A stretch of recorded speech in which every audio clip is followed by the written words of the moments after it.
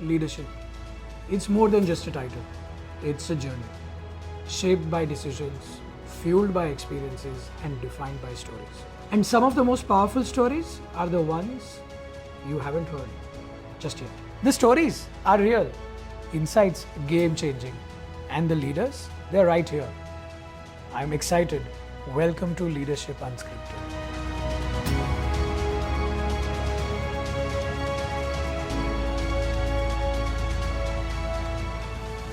Today, I'm happy to host Mr. Sudipta Roy, MD and CEO at L&T Finance. Welcome, Mr. Roy. Thank you so much, Sudipta, for spending time with us. Thank you. And thank you for giving us the opportunity to delve into what makes Sudipta tick. How do you sort of start your day? Any particular habits that you have as you sort of start your day to day? The first thing that I do is even before I get out of bed, I check how well I have slept last night. So I sleep with my Apple Watch. So I track my sleep every day in the morning. Okay. Right, and so that's the first thing that I do. Even if I get out of bed. Typically, I'm in office. I try to be in office between 8:45 to 9. So, and that's when the day starts. It's a little good to hit the office a little early because you tend to catch up on your emails before other people come in. Yeah. Right. So you get that 45-minute window to catch up and clear your emails and sort of gather your thoughts for the meetings of the day. Typically, most of the days, my meetings start from 9 a.m. in the morning. Got it. You sleep well? I really didn't realize, but for about 4-5 years, I really struggled with sleep. And, uh, while I was doing this, I recommend everyone to read this book. This book is called Why We Sleep by Matthew Walker. Right? He's probably one of the world's most preeminent sleep scientists. Wow. Right? And what we don't realize is that sleep is the best form of exercise. So after that, I'm very, very careful about my sleep and I just make sure that I get that 6.5 to 7 hours no matter what comes. I know of your hobby and your the time you spend, but I really want the viewers to know a lot more about your passion towards wildlife photography. Given you are from IIT, I thought that was a young Farhan Qureshi of 3 weeks in the making. But tell us about your passion. Yeah, so it's been about, I would guess, about 15 years now. Been investing majority of my free time, right, and in sort of learning the craft. Photography as a craft is extremely complex. It's a very complex science, and wildlife photography as a genre is probably the most difficult genre of photography because your subject is not in your control, right? And there have been instances once in 2019, I sat for 5 hours in 40 degrees centigrade sun, right, from about 1:30 p.m. to about 6:30 p.m. 5 hours non-stop, right, for one particular shot. Do you think you bring a lot of this to work? Patience, persistence? Yeah, so, some part of that comes to work. The first is that focus and persistence. Yeah. One of the things which I'm very, very focused on is that, again, when you're doing photography and when you're tracking, for example, a tiger, you're very focused on the task, right? And you probably will spend next 2 hours, the tiger is walking, it's walking, going and sitting, being a thicket, a bush, right? And, you're standing there, waiting for it to move, right? So it's bursts of action followed by long bursts of pause. Yeah. Right. But that teaches you patience, that teaches you to remain focused on the task in spite of the hiatuses in between. Yeah. So in a way, a part of that comes to work where, we are very, very focused on what we do. But at the end of the day, we also have to be patient because sometimes good things take time to, fructify. Right. So I'll give you a small example. When we started building in building our new sort of we build a fantastic new software in-house. We call it Cyclops. It's a new 3-dimensional credit engine, probably one of its kind in the country now. Gave the team about uh, 4 months to build, and the team actually delivered in 4 months. But the time from that we started scaling up. The scaling up took a lot of time. No, I think a lot of younger folks need to listen to this about being patient, Yeah. which is where You have to be patient. Patience is one of the big unsung virtues of leadership, right. right? It's not instant coffee. Yeah. Results are not instant coffee. Yeah. Organization transformation is not instant coffee. Yeah. Right? People development does not happen overnight. Yeah. Right? It's a gradual, slow process. Yeah. So leaders have to be patient. Yeah. Still keeping the focus on the end result. That's right. Absolutely. Sudipta, if you walk back through your journey, you spent between Citi and Deutsche Bank, you spent 10 years, 12 plus years at ICICI. I think if you reflect back on this journey and where you are today, what do you reflect on a couple of incidents or learnings that make you who you are today? I started my career with FMCG. What FMCG rips away is your ego. And I'll give you a story. So I was in Colgate, and about 5 days in, or 5 or 6 days into Colgate, and I was sent after the initial initiation. I was sent to Calcutta, from where I was promptly dispatched to Siliguri, where I went with the salesman, and trying to go shop to shop, trying to sell toothpaste. Yes. So there's one young, not young, pretty middle-aged gentleman who was sitting in the shop, obviously Bengali. He asked me in Bengali, "You look like a person from a respectable family, right? So what are you doing?" Yes, what tell us in Bengali. I said that ভদ্রলোকের ছেলে মনে হচ্ছে, Ah. right? He said that from a respectable Ah. family. Toothpaste বেচছো কেন? Ah. Why are you selling selling toothpaste? Why are you selling toothpaste? আমি জানি তোরা হ্যাঁ। And then he said, কি পড়াশোনা করেছো? What have you studied? what have you হ্যাঁ। So I said that, I have studied chemical engineering in IIT Kharagpur, and then I went and did my MBA in XLRI. Suddenly the guy was stunned. So what it does is that, any FMCG stint actually chips away all the chips in your shoulder, right? And, it teaches you a lot of discipline also. And so initial grounding was very hard, it's also the grounding, right? Because it's the grounding. In the FMCG, you see real Bharat. Yeah. And I was transferred from Siliguri to Guwahati. Oh. And Guwahati at this was peak of, it was a disturbed area, right? So it was again sort of a great experience working there. So, and then from Colgate, in 2000, I shifted to Citi. And to a certain extent, I shifted to Citi Cards. And Citi, I stayed in Citi for almost 6 years, 6.5 years. It was a great learning ground, because what it did was that it gave you a lot of freedom to do things and, sort of fail and break. And so that's where I learned the ropes of banking, and then came to Deutsche Bank. So I always say that if Citi taught me the initial ropes of banking and how to distribution, etc., Deutsche Bank taught me compliance, control, structure, processes, because sort of a German way of working, right? And while in Deutsche Bank, I started managing parts of the business in India and China. So it started giving me a cross-cultural. So I used to manage a team in India, manage a team in China.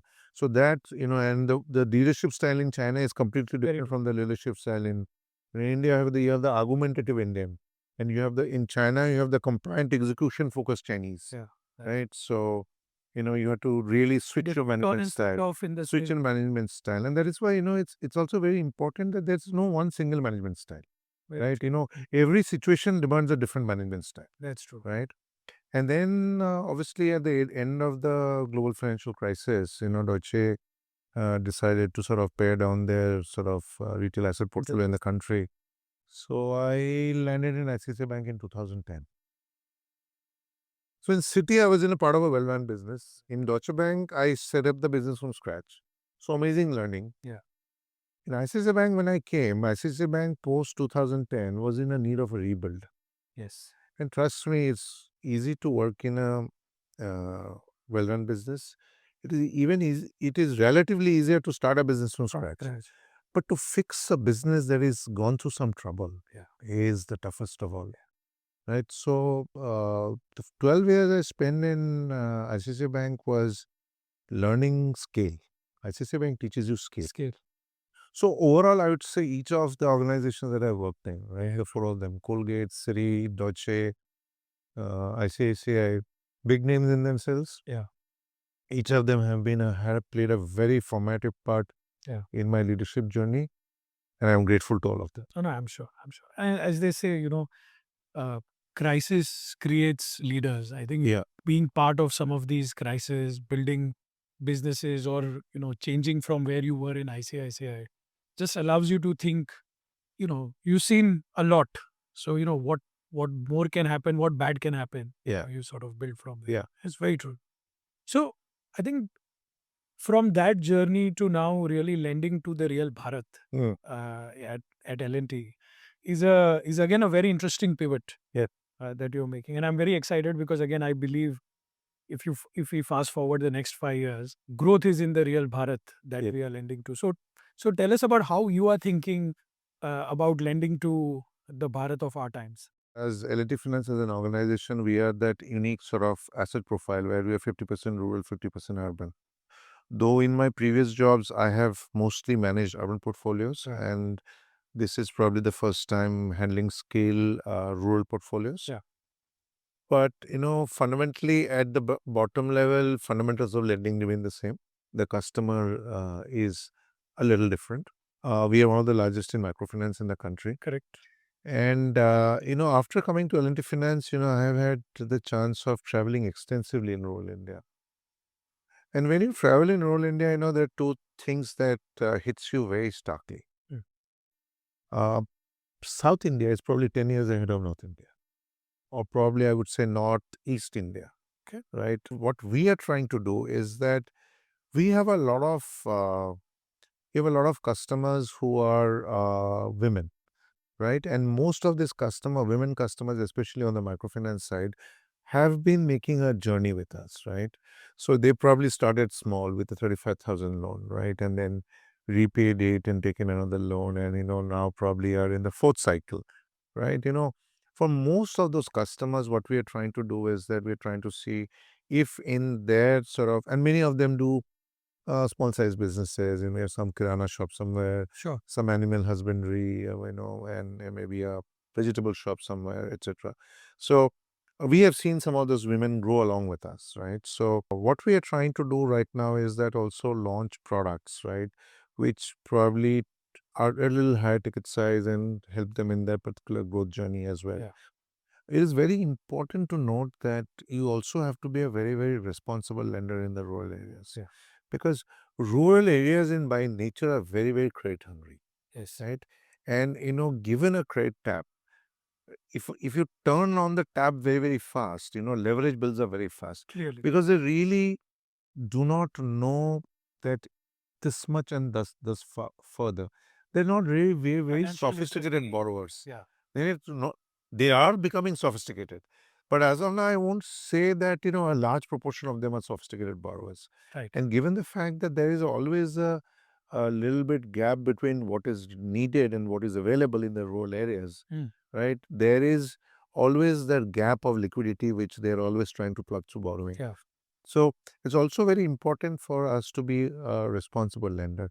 So what we are trying to do is now bring products and services which give them that required liquidity push or that liquidity in their hands, while on the other hand balancing the risk reward equation, just to make sure that they are not getting indebted too much, right? So that is what we are trying to do, right? And if you see if you see our performance, especially in the last year, when the microfinance industry went through a little bit of an asset quality issue, our performance has been head and shoulders ahead of all others. Yeah. So for us, the mantra is rural lending, give what they want at the right time without leveraging the customer. Got it. And Sudipta, if you leverage 4-5 years ahead, and if you look at India of 2030, on one hand, obviously the country will grow with the growth in GDP, etc. Plus, I think the population that will come in terms of borrowing financial services will be the Gen Zs of today. That's right. As your organization will evolve to catering to the Gen Zs, and just look at how India will borrow in the next 4-5 years differently. See, I think majority of the borrowing is becoming digital. I remember when I started my retail financial services journey, a large amount of the origination used to be through the direct sales channel. Yeah. The direct sales channel is still relevant today, but the fact is that a large amount of the borrowing has moved online. A large of the amount of the borrowing has moved on demand. I believe that as the Gen Z comes up, right, couple of sort of lending slash asset classes will probably have more salience than over others. I think cards and payments. We are about overall about maybe about 85 million cards today, right? Probably we'll get to about 100 million very soon, right? But the Gen Z also now, wants to make sure that, at least while they're paying, etc., they maximize their payment and earn rewards, etc. So I see a lot of Gen Z customers very, very focused on what rewards that they get. True. And so they are wanting to make their money work much, much harder. Or even when they borrow, trying to squeeze the last sort of juice out of that borrowing equation. They're very, very astute about what rates are available in the market. Yeah. Because information, thanks to the fintech revolution, is much, much more freely available. That's true. And they're more likely to go and seek a loan one of the interesting features about Gen Z or Gen Alpha as they will come on is that they trust tech platforms equally as they trust the sort of the brick and mortar banks. That's true. Right. So for them going to Google Pay or for them going to Cred or for them going to Phone Pay and taking a loan from there is sort of similar as going in to a full stack bank or an NBFC. That's true. And taking a loan. So they're more likely to seek a loan digitally. Yeah. And last but not the least, they're more likely to seek service instantly. In a generation that is built on the Swiggies and the Zomatos, right, where you are seeing your delivery coming, you're used to tracking it. For a Gen Z to log a service request and being told that it will take 4 days for the financial services institution to come back, they just can't fathom it. But ye kya hai? Yeah. Someone should give me minute by minute update, right? I Of need how the Amazon experience. I need the Amazon experience. Yeah. So for them, they want the same e-commerce, quick commerce experience in financial services. That's true. And that is where most of the financial services organizations, though movement has been made, are still miles behind. I agree. In fact, in my organization, when I came in and I asked, what is that we commit our customers, how many days we'll get back? I'm not telling the exact date. It was mortifying. They said, we'll take X days to get back to you. I said, what's that? You're right. Right. You are right. And so progressively we have been bringing it down. Correct. Right. But the fact is that, Gen Z expects that I log in and my problem should be solved in the next 15 minutes. Absolutely. Right. I think customer I apply for a loan, I should get the loan response within the next 15 minutes. 100%. Right. So they want the same experience. Correct. And that is where financial services has to move to. Correct. No, you're absolutely right. And this comes time and again. And like you said, customer experience, customer service is table stakes at Correct. this stage. Correct. And everything will revolve around it. I mean, if I ask a provocative question, do you think cap tables might change for organizations that don't really focus on these parts, even Absolutely. large organizations? Absolutely. And, and I'll tell you a line which I said L&T Finance completed 30 years this year. I normally speak extempore. Yeah. Right. But for this is the first time I wrote down my speech because I wanted to be very, very clear in what I say. And I once also wanted to be very, very focused on what I say. And I said very, very clearly that in the next decade, a lot of the existing winners will fall by the wayside and a lot of new winners will be created, right, in the existing 10 to 15 years. Yes. Because we're again at an inflection point. Yes. Right. And given the fact that AI is moving at such a fast pace, right? And I'm sure you're following the trends.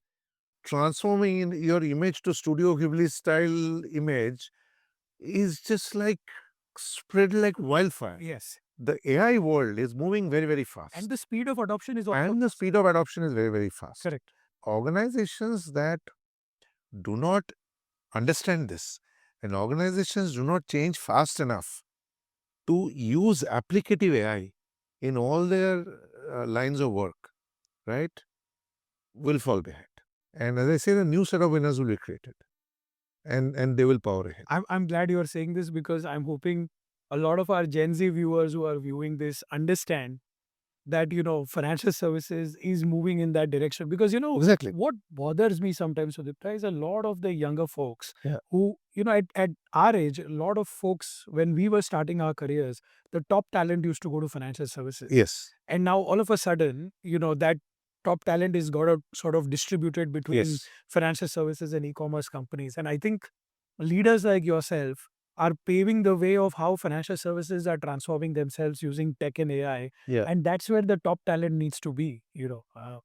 So I'll take the cue from that point, Sudipta. And I know you are a big proponent of tech and AI.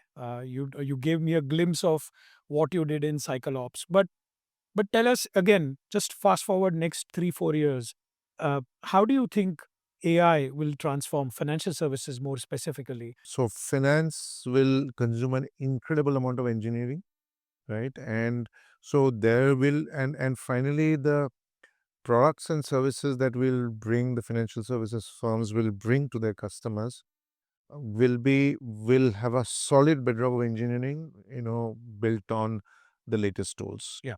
And obviously, if you see AI, if I take the overall AI part, Gen AI is one part.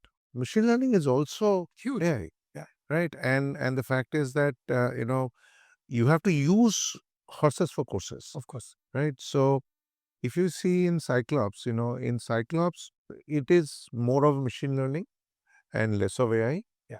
But the fact is that if you and if you and which is our Gen AI based, which is our machine learning based credit engine, three-dimensional credit engine. But the fact is that if you look at some of the tools that you're using in in AI, for example, in microfinance, auto attendance using face match, right, using a deep learning algorithm that we used, right.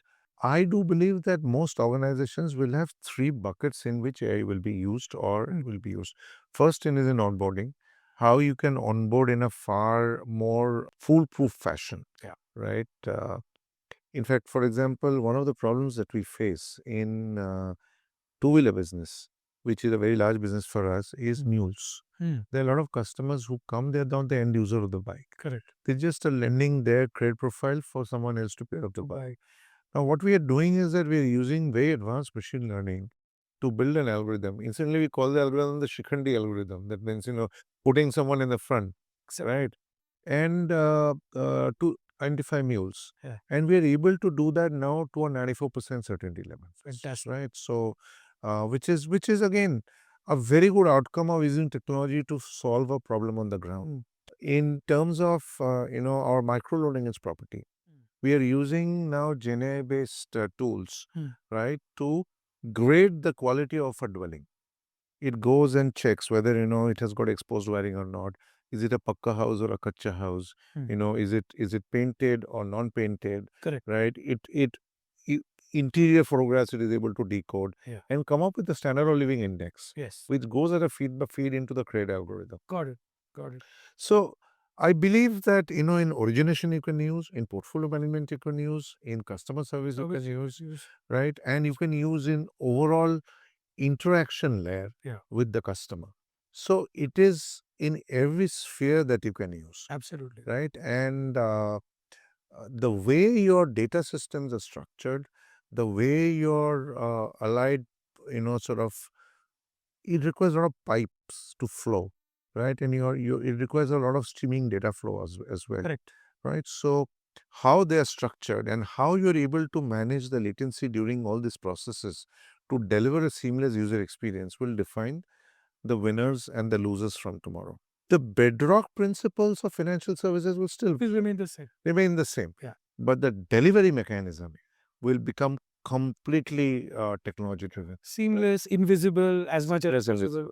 Yeah, and I call it the agentic mesh, because all these agents that you are building That's right. will automatically over a period of time start becoming so expert. So you're almost building like various chefs in the kitchen. One chef is very good at frying, other chef is very good at cutting. Yes. And then you are building this data layer, which is Yeah. like a mesh. Yeah.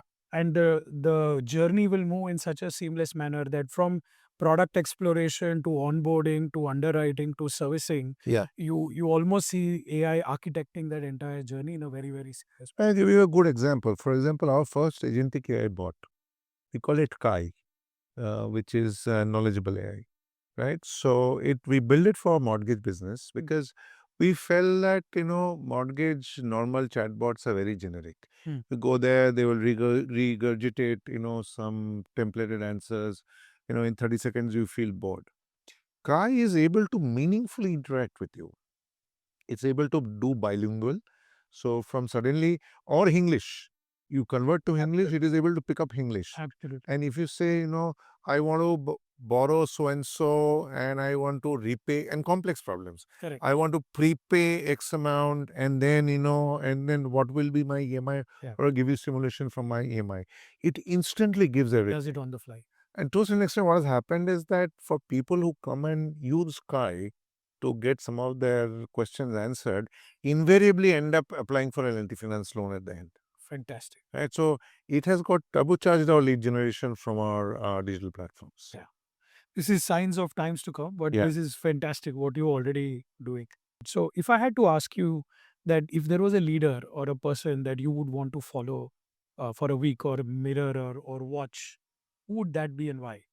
I really admire Elon Musk. I'm sure. I have been following him for the last 6 to 8 years. Mm. If you go to YouTube Mm.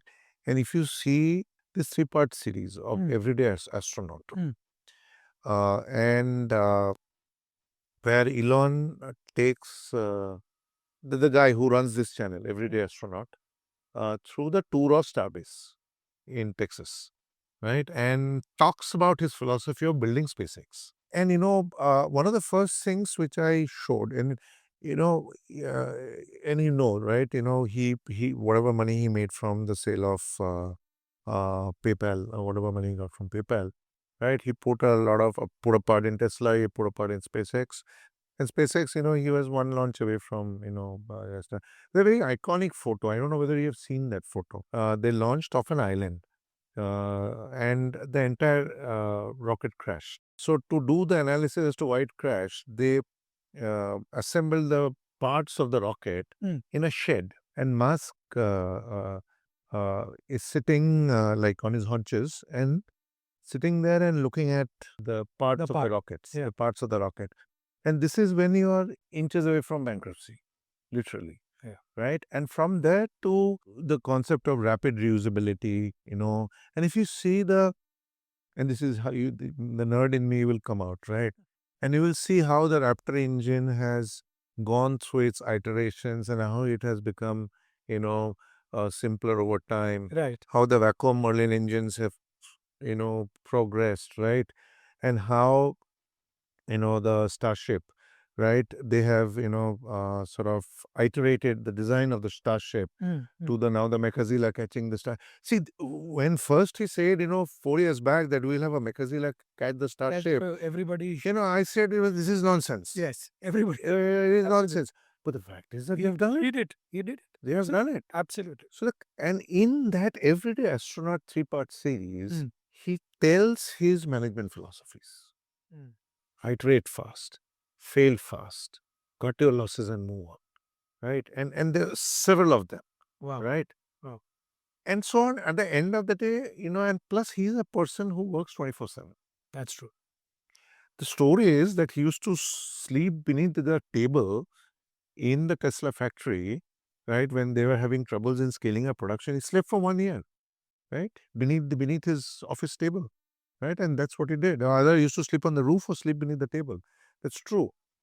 Which also means that, and this is my definition of, people say, have the word, chief executive officer is CEO is chief executive officer. I say that day of chief executive officer, which is like a mythical being, sitting in a corner of it, who, like, a fairy tale comes and shows his face at times when the window opens, right? Those days are over. That is gone. The CEO is defined now as Chief Execution Officer. That's true. Right? Excellence doesn't come, बस Newton बोल के गया है, sorry Newton नहीं, Edison, 99% perspiration, 1% 1% inspiration. right? That's true. बोल के गया है ना, Right. सो वही है, वही है, 99% perspiration है, वो 1% inspiration, इसमें कोई compromise ही नहीं. कोई compromise ही नहीं है. What is your advice to some of the younger folks?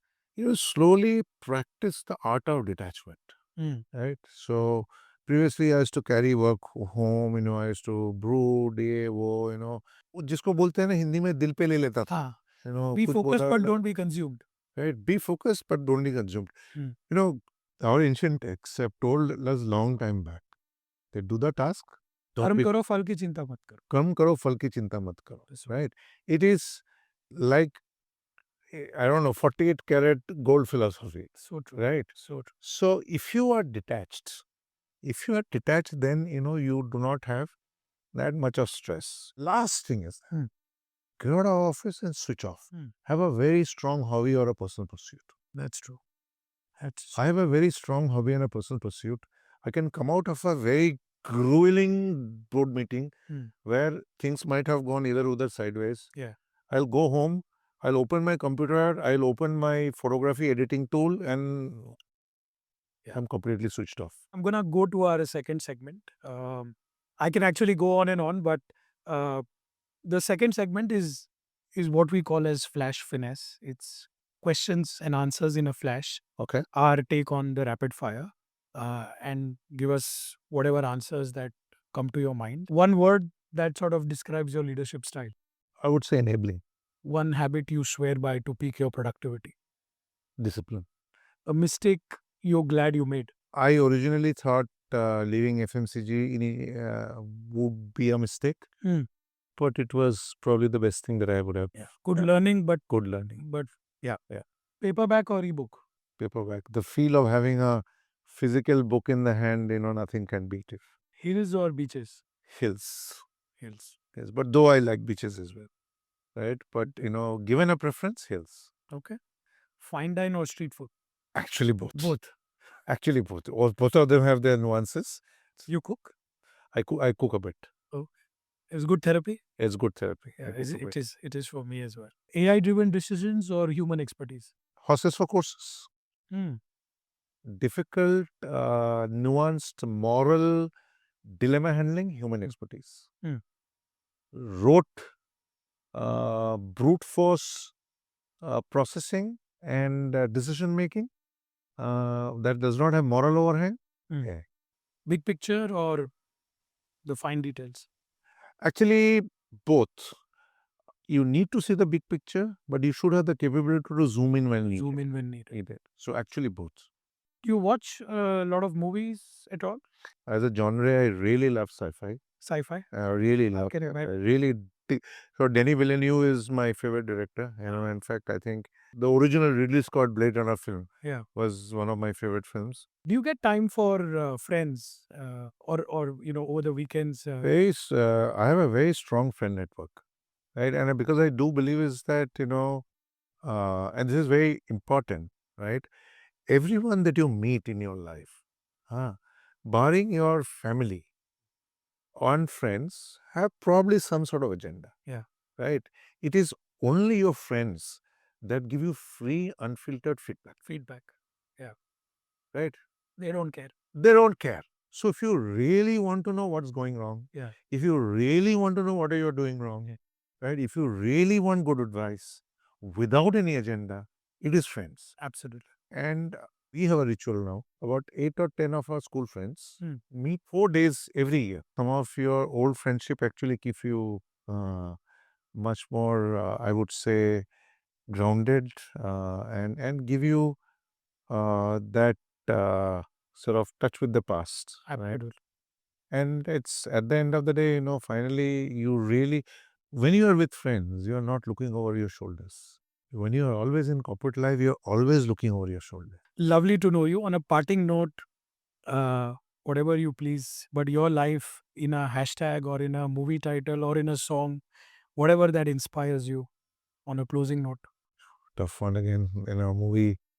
So hashtag would be Hashtag would be creative energy. Creative energy. Interesting. You are creative and lots of energy for sure. Sudipta, thank you so much for spending time with us. It's lovely to know various facets of your life. And I'm sure the viewers will enjoy this a lot more. Thank you again. Thank you for giving me the opportunity to have the And thank conversation. you for hosting us at your lovely Thank you so office. much. Thank you. Thank you.